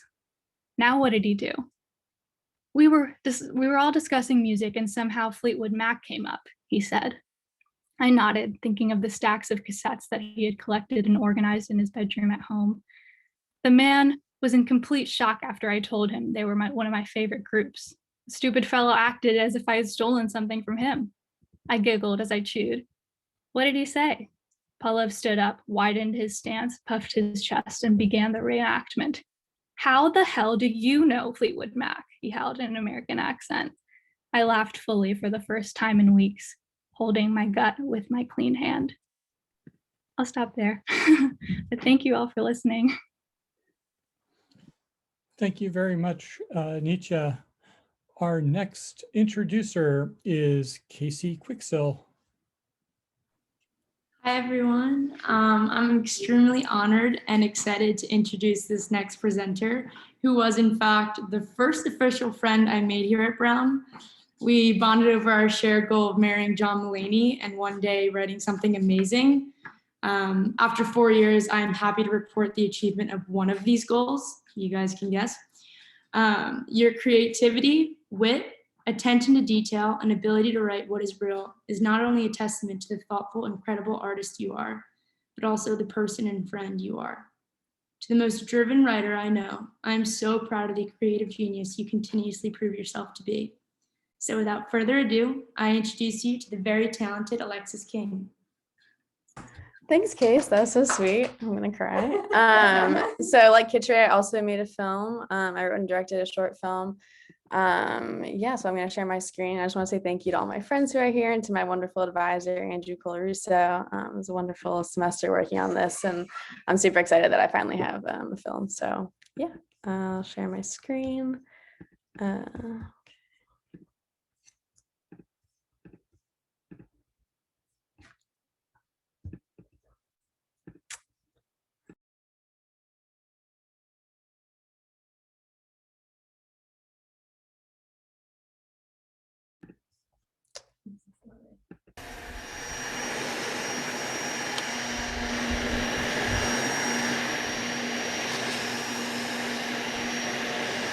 Yeah. Hey, I'm low on ammo. Can you slide over? Charlie, can you slide over? Okay. Hey, on your left. No, sorry. Your other left. Mom, I don't know how else to say it. It's your other left. Can Sam sleep over tomorrow? Ask Dad about it. Mom, I can't hear. I have to clean before everybody gets here. Nobody cares if you clean or not. Jack, what are you doing? That's for dessert later. Oh. No, I can't serve that. So we can put it back? No, you can't put Mom, it back. relax. That's Nobody cares gross. if a single slice is gone. Dad said to ask you about it. Grace, I cannot deal with this right now. Ask me about it later. I still have so much to do for dinner. I haven't even set the table yet. I still have half of it to make. Your cousins are going to be here soon. Every holiday you guys do this to me. Mom does everything. And you sit around watching TV, playing games. You're home! Hey! Oh, I missed my girl. I missed you too. How was your drive? Good. Yeah? Yeah, there's a cranberry sauce. Thank you so much for grabbing it. Of course. Do you need help with anything? Yeah, that would be great. Do you want to cut the sweet potatoes? Sure. So what's on the menu for tonight? All right. Turkey, stuffing, mashed potatoes, sweet potatoes, turnips, green bean casserole, butternut squash, and Brussels sprouts. Nice. That's it. Yeah, I wanted to get everything prepped yesterday so I could just put stuff in the oven today, but I ended up having to work. At the hotel? No, restaurant. They're open the day before Thanksgiving? Yeah, and they were actually really busy because nobody wanted to cook. Do you think you're still gonna work there in the spring? Yeah, why? It was in the spring. You left school, I thought. Oh yeah, you know, I don't know if I'm actually gonna do that. What? Why? It's just a lot right now. You were so excited about it. I know, it's also expensive. I mean, yeah, everything's expensive. Even if we had the money right now, I don't really have the time anyway between Jack and Grace's games and work and everything, and who knows when your brother's gonna move out. Okay, I guess. So, do you have time to hang out with us while you're home? Do you have a lot of studying to do? How are your classes going? And don't just say miserable. Here we go. Well, why just the question if you already knew the answer? I just don't know why you have to be so negative about it. It's not negative if it's realistic. Everything's terrible. It's not what I said. You only have a couple of classes left for math, right? Just push through it. Not everything's supposed to be enjoyable. You'll be glad when it's done. I guess. You control what you can control, your attitude and your effort. I could have also controlled just not taking the class. Yeah, but don't you need it for the major? I mean, I could have just not taken the whole major. Well, what would you have done instead? I'd still have my visual art degree. Yeah, I know, but what would you have done in addition to that? Probably nothing. Just visual art? Yeah. What do you mean? What do you mean? Andy, you need a degree. That's my biggest regret. I say that to you guys all the time. The visual art degree is a college degree. That's something people do. Maybe not you or Dad, but other people. But I think it's great you have these friends at school who draw and do theater or whatever, but they probably have parents who have plenty of money and can support them. We can't help you. I don't want your help. I don't have your help now, and that's fine. That's how I'd want it anyway. Doing fine supporting myself. You're not supporting yourself. The bank is supporting you, and you have to pay them back with interest. I know how loans work. No, you don't. Well, I know about the interest part. Look, a job is a job. It's supposed to pay your bills and feed your family. It's not supposed to make you happy. Why is everything always about my hypothetical family?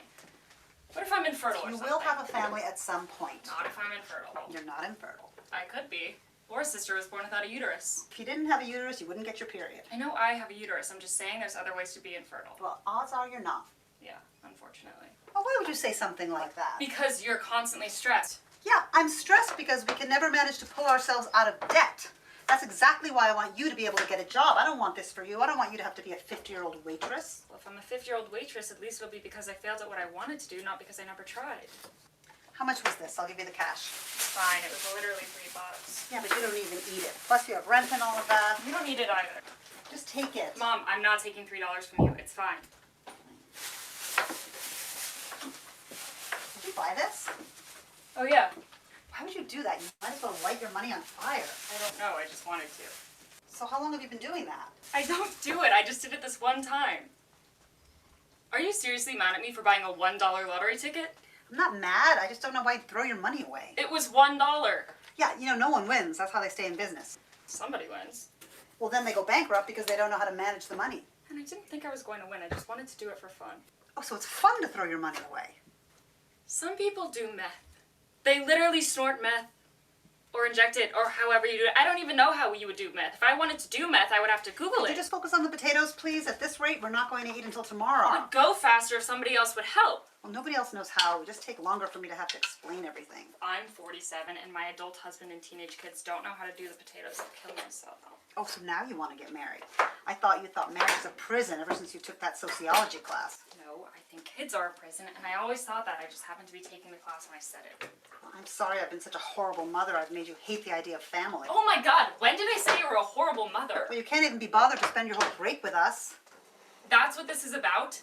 I asked you about it and you said it was fine. If it wasn't fine, you should have said it wasn't fine. Well, if I had known you were going to be in this mood the whole time, I would have told you not to come at all. You can't put me in a mood and then get mad at me for being in a mood. I didn't put you in a mood. You did!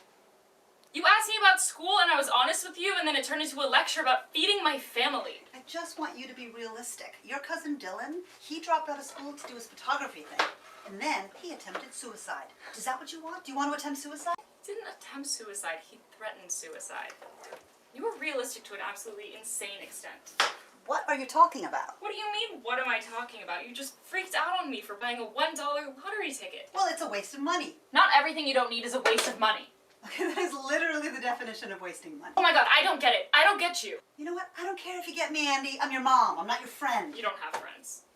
I have friends. No, you don't. We have friends, and our friends have parents. What are you so mad about? I don't know, but I'm so angry all the time lately. And it's so weird being angry at you. Well, yeah, maybe it's weird because you know it's unjustified. Are you seriously gaslighting?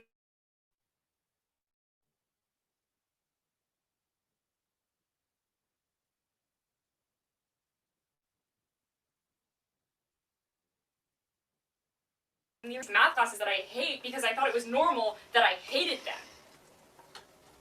I missed out on so many things because it was like you'd be disappointed in me if I ever did anything even remotely impractical. Are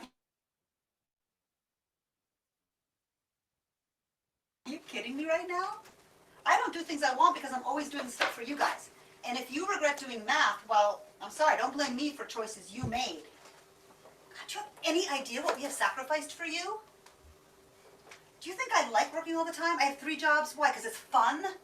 Oh my God, your dad hates his job. We all hate our jobs. And here you are, you're complaining about your Ivy League math degree. How did I raise somebody this spoiled? I'm not complaining. You are complaining.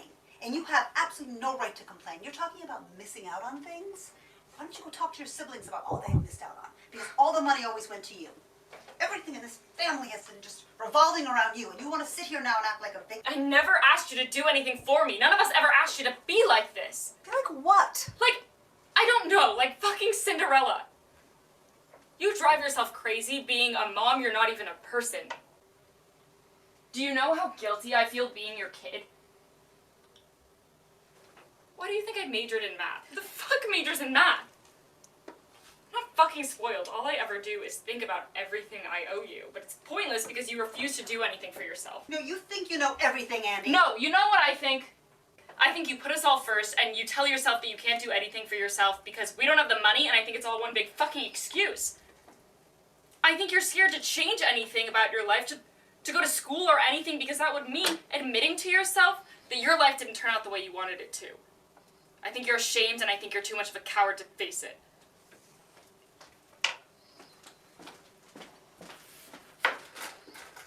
What are you doing?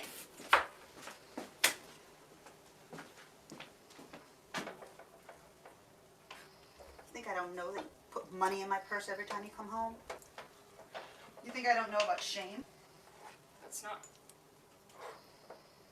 That's not what I meant. I give you the money because I want you to have it. You do too much for us.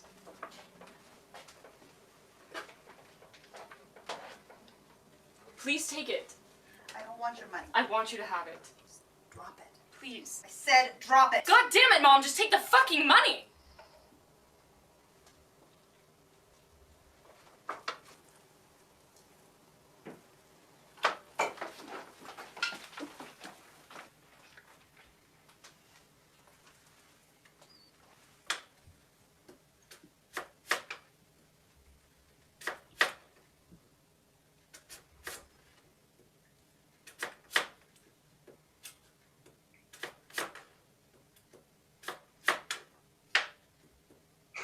Mom, what time are we eating?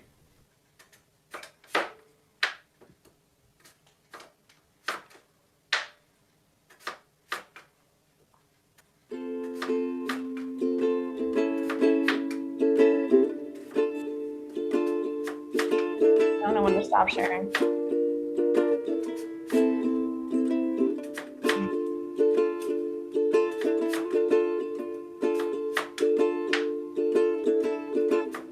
Aren't you tired of regret? Let's have one day when nothing needs to be said before we get. Yeah, I won't make you guys watch all the credits. Just a bunch of names of my friends, basically. But yeah, thank you guys for watching. But yeah, it's just a rough cut, so gonna do a little more editing. But yeah. Thank you very much, Alexis. Thank you to you and all of our presenters today. Please join me in congratulating our 9 talented writers who presented today. We're deeply proud of all that each one has accomplished.